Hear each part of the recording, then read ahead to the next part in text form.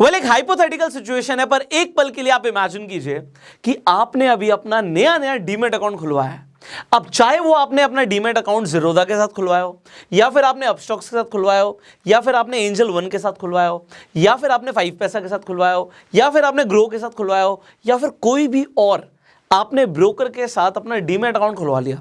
अब जब आपने डीमेट अकाउंट खुलवा लिया तो हम लोग डीमेट अकाउंट के थ्रू करते क्या, आप सबको पता है कि अगर हमारे पास डीमेट अकाउंट है तभी हम शेयर्स खरीद सकते हैं, एंड क्योंकि हमारा डीमेट कम ट्रेडिंग अकाउंट होता है तो हम दूसरा ट्रेड भी कर सकते हैं।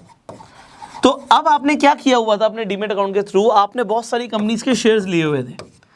आपने रिलायंस के शेयर्स ले लिए, आपने आईटीसी के शेयर्स ले लिए, आपने टाटा मोटर्स के शेयर्स ले लिए, आपने ओएनजीसी के शेयर्स ले लिए, आपने बहुत सारे शेयर्स लेके रखे हुए हैं।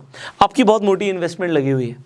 दूसरा, आप ट्रेड करते हैं तो आपके डीमेट अकाउंट में बैलेंस पड़ा हुआ है, यहाँ पे ट्रेडिंग बैलेंस पड़ा हुआ है, मान लेते हैं 5 लाख रुपए यहाँ पे आपके पड़े हुए हैं, और 1 करोड़ रुपए के आपने शेयर्स लिए हुए हैं। सो मच ना, 1 करोड़ रुपए के शेयर्स लिए हुए हैं, 5 लाख रुपए यहाँ पे पड़े हुए हैं।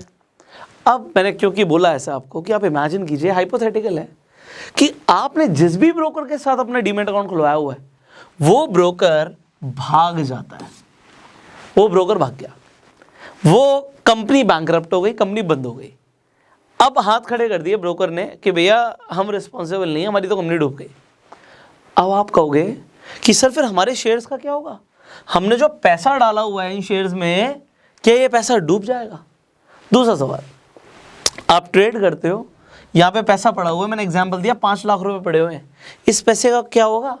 ये तो आपने ब्रोकर को ही तो दिए थे। तो अब आपके दिमाग में अगर ये सवाल आ रहा है तो इसका आपको अभी जवाब मिलने वाला है कि आपको जवाब चाहिए। कभी ना कभी हमारे मन में सवाल ज़रूर आता है। आप में से कई सारे लोगों ने ये क्वेश्चन भी पूछा था कि अगर अपस्टॉक्स भाग गया तो क्या होगा, अगर ग्रो बंद हो गया तो क्या होगा, 5 पैसा भाग गया, पैसे लेके चला गया तो क्या होगा? कुछ भी हो सकता है, आपको ऐसा लग रहा होगा कुछ भी हो सकता है, बट ऐसा नहीं है। Now let me tell you exactly what is going to happen. अब जब आप लोग किसी भी ब्रोकर के साथ अपना अकाउंट खुलवा लेते हैं और आप यहाँ पे शेयर्स खरीदना चाहते हैं, आप ब्रोकर की ऐप पे या प्लेटफॉर्म पे पैसा ऐड करते हैं, आपको ऐसा लग रहा है कि आपने शेयर्स खरीदे, और वो शेयर्स क्योंकि आपको आपके ब्रोकर की ऐप पर दिखते हैं, आपको लगता है कि जो शेयर्स हैं वो ब्रोकर के पास है, पर ऐसा नहीं होता। जैसे ही आप कोई शेयर खरीद लेते हैं वो शेयर चला जाता है डिपॉजिटरी के पास। इंडिया के अंदर 2 डिपॉजिटरीज हैं जहां पे शेयर्स डिपॉजिट होते हैं, एक है CDSL और दूसरी है NSDL, central depository services limited, और दूसरी है आपकी नेशनल सिक्योरिटीज डिपॉजिटरीज लिमिटेड। अब यहां पर आपका जो शेयर है और जो पैसा है शेयर्स का वो स्टोर्ड है यहाँ पे। एक तरीके से आपको अगर ये ब्रोकर भाग जाता है तो ब्रोकर रिस्पॉन्सिबल नहीं है शेयर्स के लिए, यहाँ पे CDSL और NSDL रिस्पॉन्सिबल आपके शेयर्स के लिए। तो आपको करना क्या होगा? मान लो मैंने एग्जांपल दिया था कि भैया 1 करोड़ रुपए के आपने शेयर्स ले रखे हैं मल्टीपल कंपनीज के, तो वो ब्रोकर के पास थे ही नहीं। तो अगर ब्रोकर चला भी गया, बैंकरप्ट भी हो गया, भाग भी गया, डूब गई कंपनी, किसी भी केस में आपका 1 रुपए का भी नुकसान नहीं होगा। आपको करना क्या होगा? बड़ा सिंपल है। एग्जांपल दोबारा देता हूं कि मान लेते हैं ज़ीरोधा बंद हो गया, ऐसा होगा नहीं बट मान लेते हैं कि ज़ीरोधा बंद हो गया। आपको सिंपली क्या करना है, अपस्टॉक्स पे या कोई भी और ब्रोकर पे आपने नया डीमेट अकाउंट खोल लेना है। आपने अपना एक नया डीमेट अकाउंट खोला, आपने अपस्टॉक्स से सिंपली बात करनी है, वो आपका अकाउंट लिंक कर देंगे, जो पुराना CDSL का अकाउंट होगा नए डीमेट अकाउंट के साथ, और आपको जितने भी आपने शेयर्स खरीदे होंगे आपके नए डीमेट अकाउंट में दिखने लग जाएंगे। और आप वाइस वर्सा भी कर सकते हैं, अपस्टॉक्स के साथ साथ आप CDSL से भी डायरेक्ट बात कर सकते हैं। और आप ये उस सिचुएशन में भी कर सकते हैं जब आप किसी भी ब्रोकर के साथ, कोई भी एग्जिस्टिंग ब्रोकर हो सकता है, जो पुराने लोगों ने अकाउंट्स खोले हुए हैं, आजकल तो डिस्काउंट ब्रोकर्स आ गए हैं, इनफैक्ट ज़ीरोधा और अपस्टॉक्स दोनों ही डिस्काउंट ब्रोकर हैं। आप मान लो किसी फुल सर्विस ब्रोकर के साथ थे और आप वहाँ पे खुश नहीं हैं, तो आप वहाँ से भी शिफ्ट कर सकते हैं एक नए ब्रोकर के साथ। तो उसके लिए आपको CDSL से बात करनी है, and it is a very simple process, it is not tough, so you can research more about it if you want to do it. But ऐसा होता नहीं है जनरली, बट अगर हुआ तो आपको दिमाग में रखना है कि आपका 1 भी रुपया कहीं नहीं जाएगा if you are investing in shares.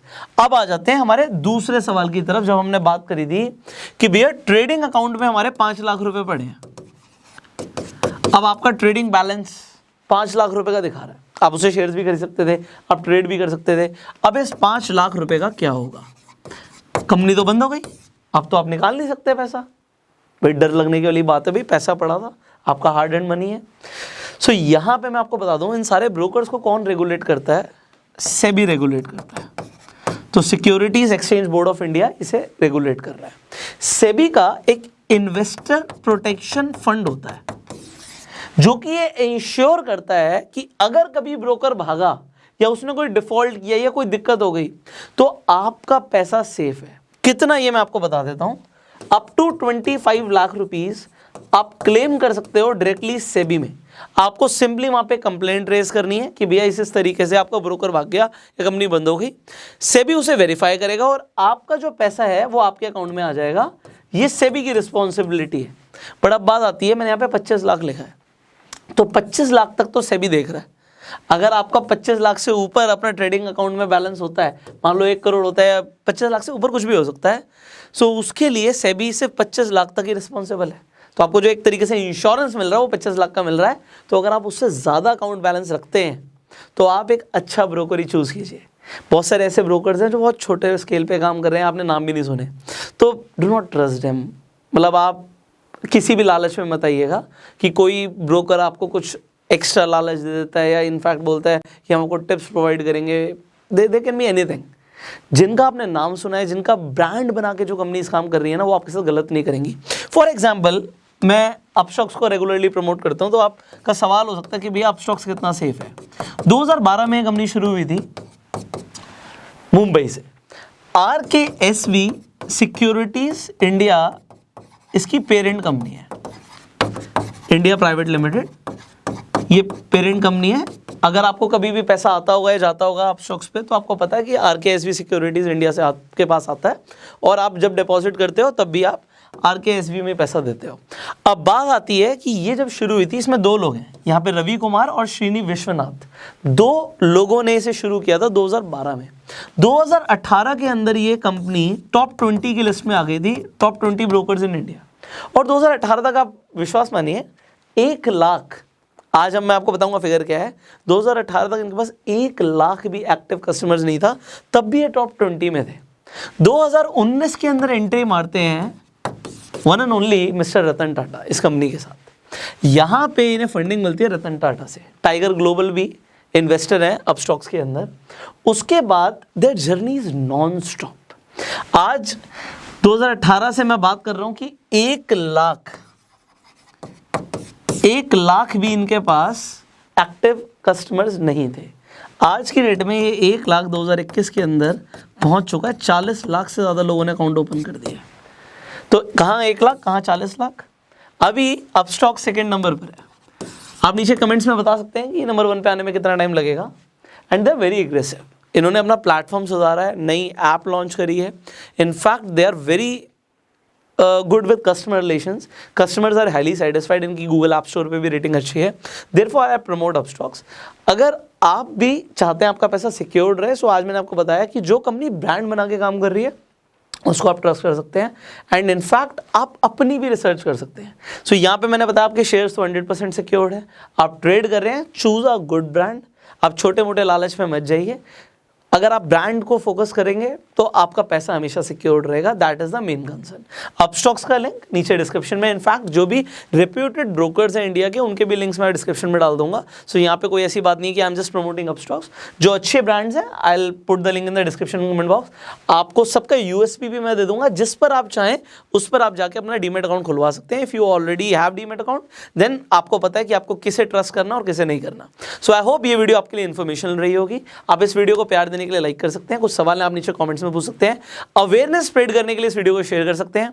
YouTube पे इस वीडियो को देख रहे हैं, यू कैन सब्सक्राइब अस, जिससे आप एक भी नई वीडियो मिस ना करें। तो बेल आइकन पे क्लिक कर दीजिए एंड फॉलो कीजिए फेसबुक पे। I will see you in the next video. Till the time, you go self made.